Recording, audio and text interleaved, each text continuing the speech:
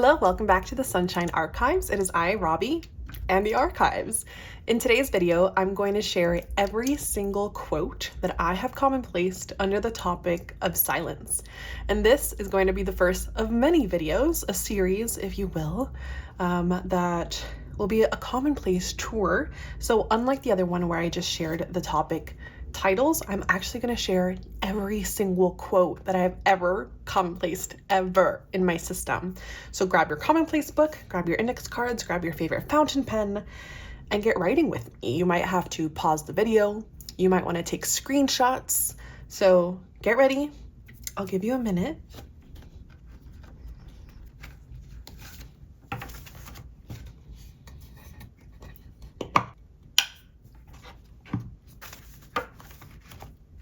Did you get your commonplace book? Did you get your pen? Okay, let's commonplace on the topic of silence.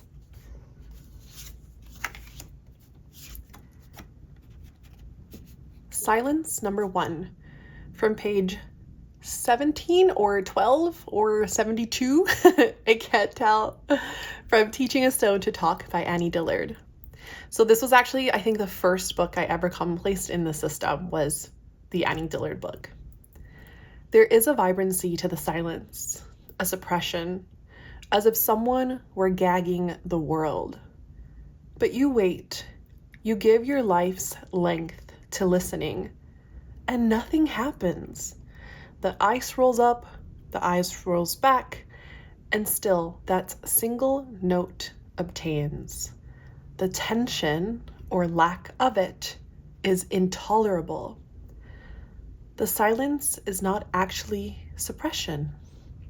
Instead, it is all there is.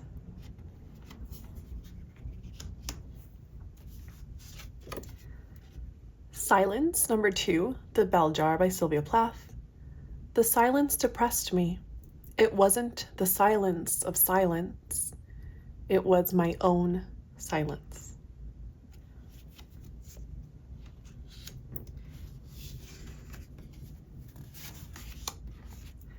Silence number 3.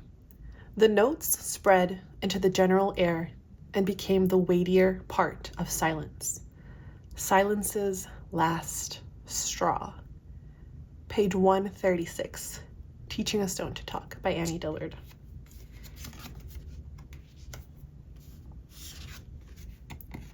Silence number 4 from Água, Viva, page 78. What silence! God is of such an enormous silence that it terrifies me.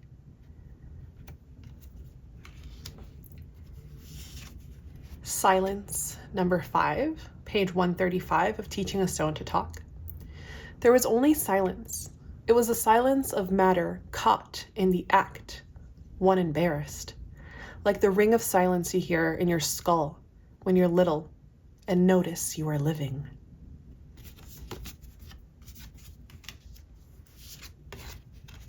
Silence number 6 from Death Valley by Melissa Broder. The first thing I notice is a silence. It's a full silence, a hum, as though the silence itself is an entity. It's not silence as the absence of sound, but silence as the presence of many sounds. Bedrock and space, fauna and flora, all coming together to create an orchestral quiet.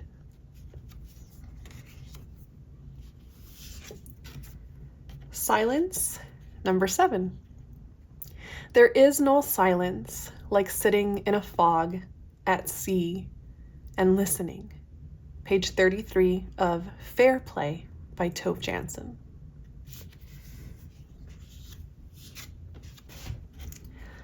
Silence number 8. Past midnight. Never knew such silence. The earth might be uninhabited.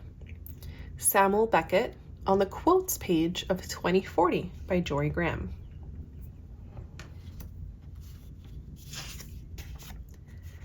Silence number 9. Mountain number 4.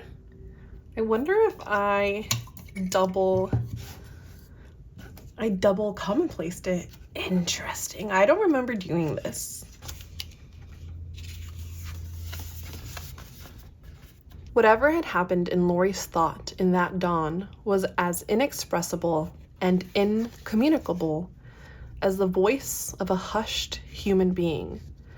Only the silence of a mountain was comparable.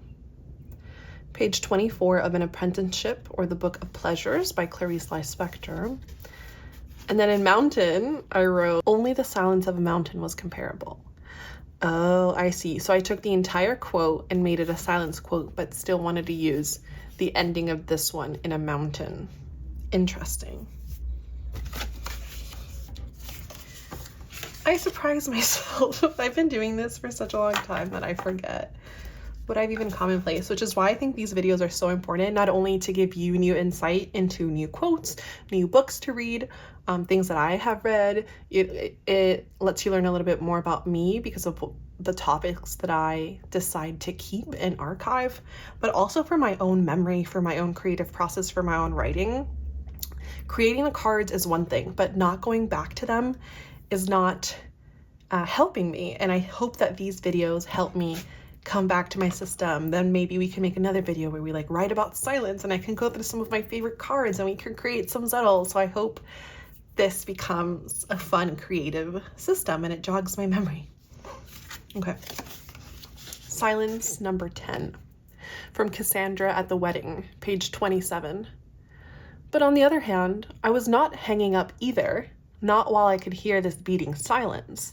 This close connection between where I was going and where I was now, stuck, enchanted, and under instructions, partly heated.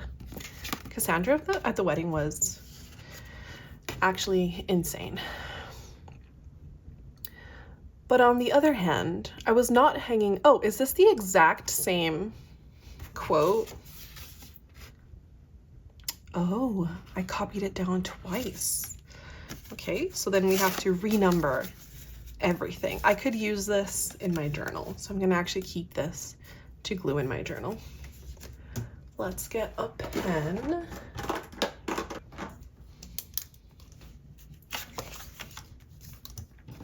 So this would be 11. This is from The Story of My Teeth by Valeria Luiselli. Valeria Luiselli is really hard for me to understand as a writer, but it was a really well formatted and written book. We walked on in silence, in a silence so difficult to interpret that I preferred not to break it.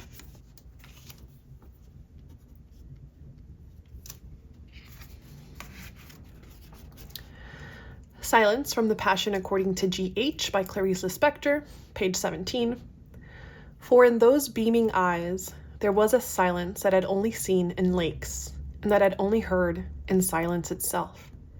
I'd never then imagined that one day I'd go off to encounter that silence, to the shattering of the silence.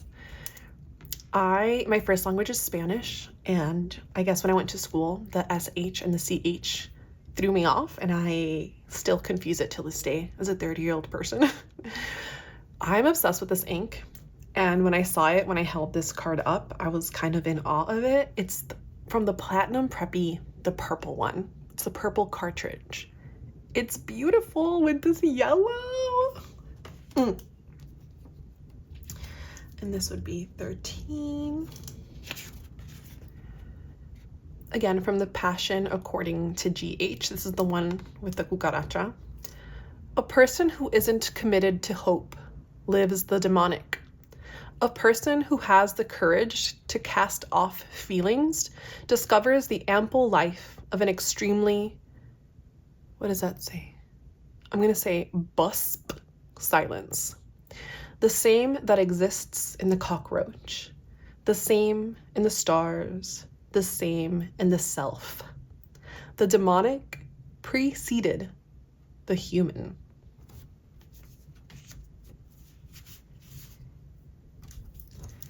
Silence number 14. Page 116. Since I was seeing the deep ancient life of the roach, I was seeing a silence that has the death of an embrace, the depth of an embrace. This one is hole punched because for a little bit there, I was keeping these inside of an A6 binder and commonplacing in a binder and then placing them in here.